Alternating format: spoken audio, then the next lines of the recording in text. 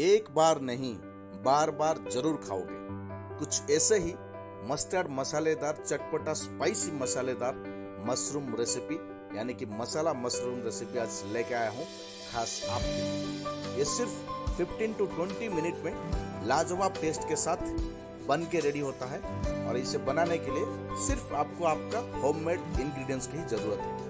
तो चलिए फ्रेंड्स, शुरू करते हैं आज का स्पेशल चटपटा स्पाइसी मसालेदार मसाला मशरूम। सबसे पहले एक पैन या कढ़ाई में 50 to 60 gram mustard oil add कर लीजिए। अगर मस्टर्ड ऑयल नहीं है तो यहाँ पर आप कोई भी कुकिंग ऑयल यूज कर सकते हैं। ऑयल गर्म होने के बाद हल्का सा जीरा ऐड कर लीजिए, साथ में फ्लेवर के लिए थोड़ा सा करी पत्ता ऐड कर लीजिए और मशरूम को बढ़िया तरीके से धो के क्लीन करने के बाद आप आपका पसंदीदा साइज में कट करके मशरूम को ऐड कर लीजिए और बढ़िया तरीके से ऑयल के साथ मिक्स करते हुए या साइड चेंज करते हुए 3 से 4 मिनट के लिए मशरूम को बढ़िया तरीके से फ्राई कर लीजिए। जब मशरूम से हल्का सा पानी छोड़ दे तो फिर आज का स्पेशल रेसिपी को और लाजवाब टेस्टी बनाने के लिए ऐड करते हैं स्वाद अनुसार सॉल्ट। स्वाद अनुसार सॉल्ट ऐड करके फिर से एक बार साइड चेंज या मिक्स करते हुए ऐसे ही चलाते हुए 1 से 2 मिनट बढ़िया तरीके से मशरूम को फ्राई कर लीजिए और बीच में से हल्का सा स्पेस क्रिएट करके 1 spoon ginger garlic paste add कर लीजिए और जिंजर गार्लिक पेस्ट को ऑयल के साथ हल्का सा मिक्स करते हुए 1 से 2 minute maximum 1 minute ginger garlic paste को थोड़ा सा रोस्ट कर लीजिए और 1 मिनट के बाद पूरे यानी सबको मशरूम को और जिंजर गार्लिक पेस्ट को बढ़िया तरीके से मिक्स कर लीजिए और ऐसे ही चलाते हुए 1 से 2 मिनट पकाने के बाद ऐड कर लीजिए 1 से 2 बड़ी स्पून टमाटो का पेस्ट। अगर यहाँ पे आप टमाटो पेस्ट नहीं है तो आप यहाँ पे टमाटर सॉस भी यूज कर सकते हैं। साथ में हल्का सा यानी कि हाफ थोड़ा सा ऑनियन को बारीकी से कट करके ऐड कर लीजिए और सबको बढ़िया तरीके से मिक्स करते हुए 2 मिनट के लिए या 3 से 4 मिनट के लिए ढक के पका लीजिए। 3 से 4 मिनट के लिए ढक के मीडियम या लो फ्लेम में पकने के लिए छोड़ दीजिए। 3 से 4 मिनट के बाद आज का स्पेशल रेसिपी को और लाजवाब और टेस्टी बनाने के लिए सबसे खास मस्टर्ड मसाला 4 स्पून ऐड कर लीजिए। ध्यान रखें, यहाँ पे मैं 200 मशरूम के लिए 4 स्पून मस्टर्ड ऑयल यूज किया हूँ।